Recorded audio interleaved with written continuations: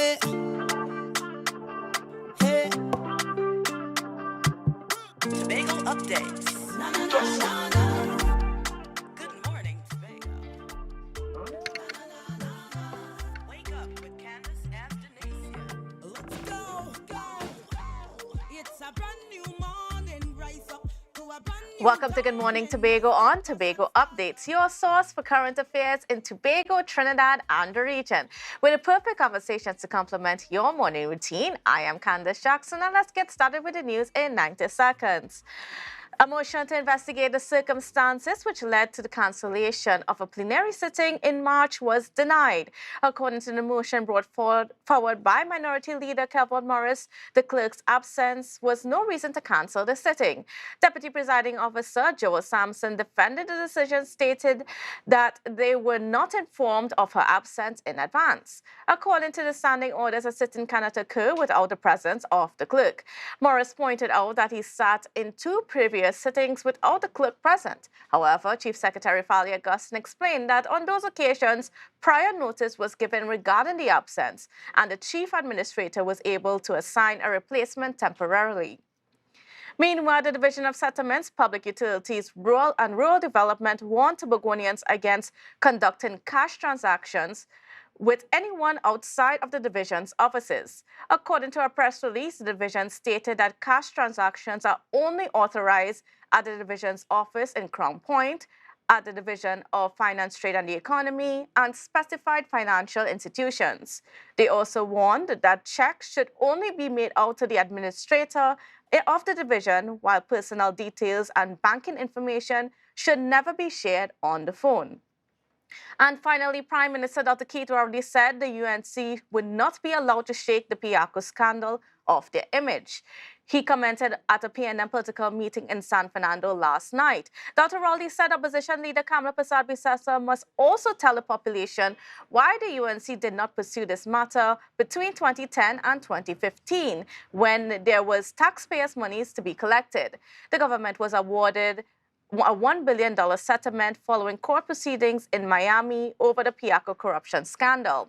According to Dr. Rowley, if the UNC is voted back into power, the country is at risk of more corruption scandals like Piaco. And that was your news in 90 seconds. Well, viewers, of course, we got quite a lot happening in our space, but we're going to get to some of that, especially where the politics in Tobago is concerned. I know that's quite a hot topic this week. And we are being joined by the political leader of Unity of the People, Ms. Nickocy Phillips. Good morning and welcome to you. Good morning to you, Kandace, and good morning to Tobago Updates. Trinidad and Tobago, good morning. All right, so first of all, let me just get your take on what's happening in Tobago with that video. What is your reaction so far? We saw that yesterday, the assemblymen that were questioned by reporters at the plenary sitting, they chose not to answer the questions. I said that this morning I would further not give no response to it because I would have given a full 40 minutes video response based on investigating the clip, based on the Constitution in terms of corruption, integrity in public life. I would have given a full statement to all media houses. Yes. But further to add to that, as to yesterday's, walk away from the media, I think it's over hours now and no response from those individuals in the video. And I think maybe one of the next steps that we should do as political leaders, or I think, as I said, I'm being advised, is to write to the Integrity Commission to further investigate this clip and further investigate the persons involved and to see what measures could be done against them, because I think that's the next step and the only step we have based on the Constitution, integrity in public life and corruption in public life. Now, you said in that clip that you released to the media that you would be writing.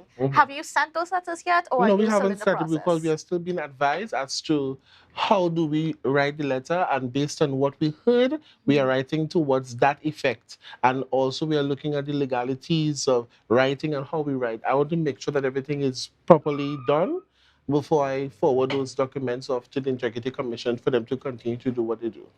Now, the silence. What does the silence say to you about this whole matter? Um, I don't want to be biased, not being as a political leader, we have different opponents. This, I said it also, and I think I didn't mention it in my statement. Um, you just can't just accuse that administration alone. I think the PNM would have done the same thing as you see with the food cards issue with, the assemblyman then, food card in the pockets, wherever it is and stuff. So, no political party is perfect. But at the end of the day, as they always say, PNM has a way of hiding their stuff. But maybe you new to the market and you don't know how to do it properly. You have to always trust the people around you. And I'm glad that it came out to this effect so people can know. It all leaves to the public now to determine whether they want to go forward with them, what happens to our next election if they will continue to support them. So for me, I will just leave it up to us right into the Integrity Commission and the public at large right now, because I'm seeing people defending them, talking about artificial intelligence and all this nonsense already. And we've not heard them or those individuals speak. So for me to go further on this situation, it doesn't make sense. It's left for the Integrity Commission. It's left for the public to determine who they want to and if they will continue with them. And it's up for the individuals to show integrity themselves to come out and speak on the matter. I hope they don't give out any houses so to distract the population, but it's up to them. And now let's switch to the local government elections. The UTP has expressed intentions previously about contesting. So will you guys be contesting? Yes, we had some long discussions. What we're doing in this local government election is to test the waters, see how people respond to us in Trinidad, and we would have sent out a release for the search for candidates for the 10 corporations: City of Port of Spain, City of San Fernando, Chaguana, Sarima, Cuba, Tabaquita, Pero, Pinal de Bay, Princess Town, San Juan Laventille, Sipari, and Tunapuna, Piaco. And so far, we have at least 4 applications. So far, we also would have done our Google Forms registration for members. And I can say that we're doing a chart. It's like kind of when you register, you have a location, Trinidad, Tobago, West East, and we're getting a lot of personal responses from Trinidad. I think we had at 41% of Trinidad registration for members. And we also, Tobago, we have like a 2019 going to 20%. So we're saying, we're testing the water to see what it is. As I said before when I started this, I am not just here for a pop-up election like some other political parties. I am pushing to go forward, and my persistence with the team and the executive, we are going to actually be a national party. We're trying our best to get there, and we're going to contest all the elections going forward, whether successful or not. We want to make sure that we would have shown the people that we were there.